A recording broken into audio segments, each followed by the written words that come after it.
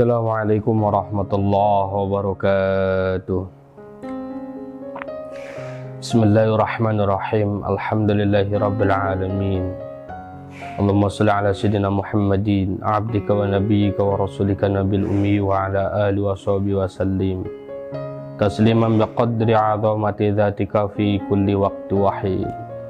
Hadratal mukarramin wal muhtaramin, jamaah taklim hikam yang berbahagia. Semua puji milik Allah subhanahu wa ta'ala. Salawat dan salamnya semoga senantiasa terlimpah curahkan kepada baginda Nabiullah Muhammad sallallahu alaihi wasallam, kepada keluarganya, juga kepada para sahabatnya, dan semoga kita semua termasuk orang-orang yang soleh semuanya. Amin ya Allah ya Rabbal alamin. Hikmah selanjutnya adalah hikmah yang keempat, yaitu ijtihaduka fi ma dhamina laka wa taqsiruka fi ma talaba minka dalilun ala intimasil basirati minka. Ijtihaduka, adapun kesungguhanmu, fima, di dalam perkara silatu madhamina, yang telah menanggung siapa wa Allah laka kepadamu, wa taqsiruka, dan menyia-nyiakannya kamu, fima, di dalam perkara silatu matalaba, yang telah mewajibkan siapa wa Allah minka dari kamu. Itu dalilun, merupakan dalil, ala intimasil basirati, atas butaknya basirah minka dari kamu. Setelahnya kita mengetahui terhadap hikmah yang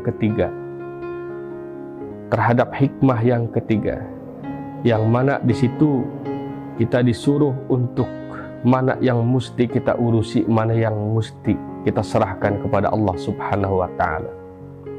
Kita mesti tahu tentang tadbir kita, apa yang bisa kita urusi, apa yang mesti kita urusi, dan apa yang mesti kita serahkan kepada Allah subhanahu wa ta'ala.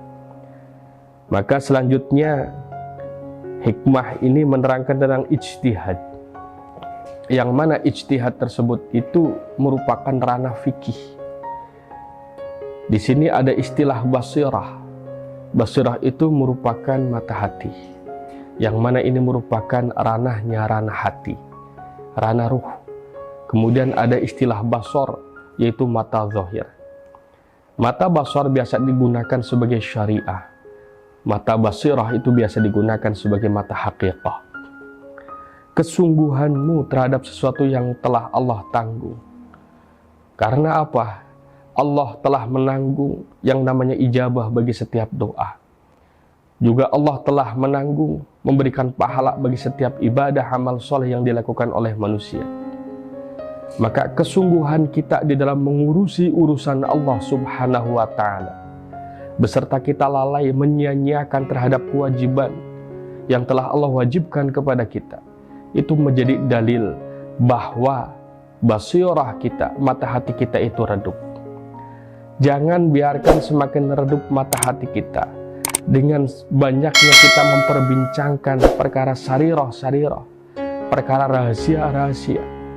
Jangan sampai diri kita songong, su'ul adab, sehingga kita itu merasa sok tahu hal-hal yang gaib, hal-hal yang tersembunyi. Padahal hal-hal yang gaib dan hal-hal yang tersembunyi tersebut itu merupakan urusan dari Allah subhanahu wa ta'ala. Daripada kita menghabiskan energi untuk memikirkan hal-hal yang tersembunyi tersebut, memastikan hal yang cuma Allah bisa memastikannya saja, maka mending kita itu mengurusi, berijtihad, bersungguh-sungguh di dalam mengurusi kewajiban kita kepada Allah subhanahu wa ta'ala. Artinya bersungguh-sungguh menjaga diri kita. Bagaimana caranya kita itu semakin istiqomah beribadah kepada Allah subhanahu wa ta'ala. Bagaimana kita mengevaluasi, memperbaiki, bertaubat dan bertawakal di dalam setiap ibadah kita.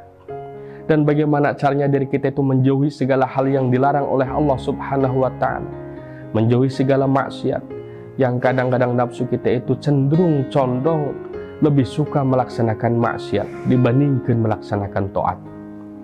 Ijtihaduka fi ma dhamina laka wa taqsiruka fi ma talaba minka dalilun ala intimasil basirati minka. Ini merupakan garis yang diberikan oleh Athaillah kepada diri kita semua. Jangan sampai dikarenakan kita mengatakan sedang belajar ilmu tasawuf, sehingga ketasawufan kita itu seolah-olah menafikan, meremehkan amaliyah-amaliyah syariah, yang mana justru amaliyah syariah itu hal yang mesti banyak mendapatkan perhatian kita, mendapatkan pemikiran kita, mendapatkan kesungguh-sungguhan kita. Karena apa? Masalah pahala, masalah ikhlas dan yang lainnya itu merupakan ranah penilaian dari Allah Subhanahu wa Ta'ala. Kita itu tidak boleh menilai keikhlasan kita. Kita itu tidak boleh menilai keikhlasan seseorang. Apalagi kita mengklaim bahwa cuma ibadah kita yang diterima oleh Allah Subhanahu wa Ta'ala, dan mengklaim bahwa ibadah orang lain itu kurang dan tidak diterima oleh Allah Subhanahu wa Ta'ala. Hal semacam itu menunjukkan su'ul adabnya kita. Hal demikian menunjukkan bahwa semakin redupnya basirah kita.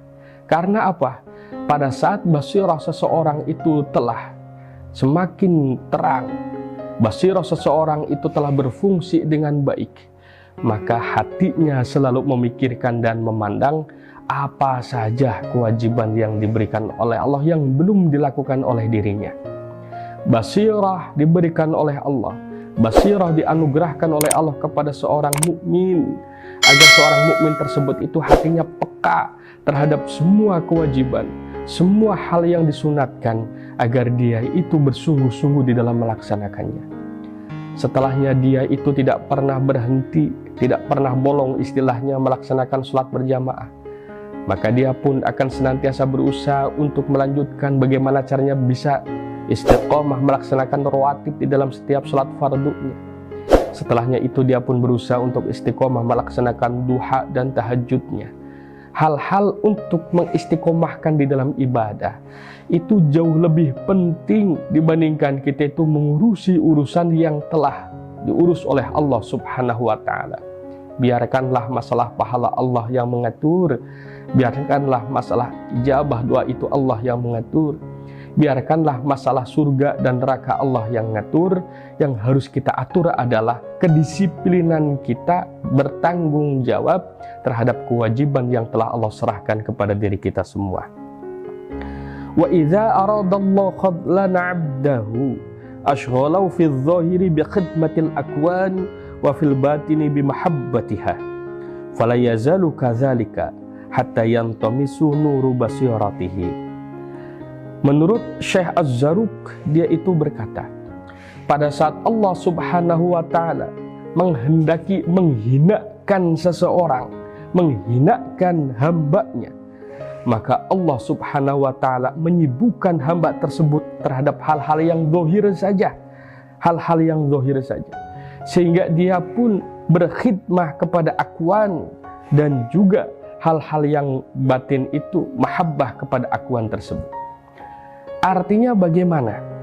Pada saat Allah Subhanahu wa Ta'ala menghendaki hamba tersebut itu menjadi yang hina di hadapan Allah Subhanahu wa Ta'ala, maka semua hal itu dia ukur dengan kacamata kaun akwan, dengan kacamata zahir. Seperti pada saat dia itu berpikir bahwa duhanya itu diterima oleh Allah, maka penilaian dan juga apa yang dia pikirkan adalah manakala usahanya lancar misalkan. Pada saat dia berpikir bahwa sodakohnya diterima oleh Allah Subhanahu wa Ta'ala, maka rezeki yang dia dapatkan semakin banyak dan semakin melimpahnya. Padahal itu semua itu belum tentu nyambung, karena hak Allah. Manakala Allah ingin menganugerahkan rezeki kepada kita, artinya bagaimana? Itu semuanya itu bukan berarti menjadi alasan bagi diri kita bahwa ibadah kita diterima oleh Allah Subhanahu wa Ta'ala. Karena apa? Masalah diterima oleh Allah Subhanahu wa Ta'ala ibadah kita, dan masalah Allah menganugerahkan kemudahan di dalam kehidupan kita, itu merupakan hal yang lain.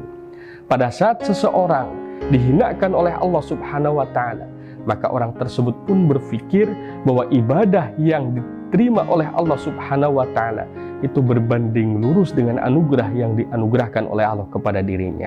Pada saat berpikir demikian, maka berarti mata hati dia sudah mulai redup dan lama-lama menjadi buta.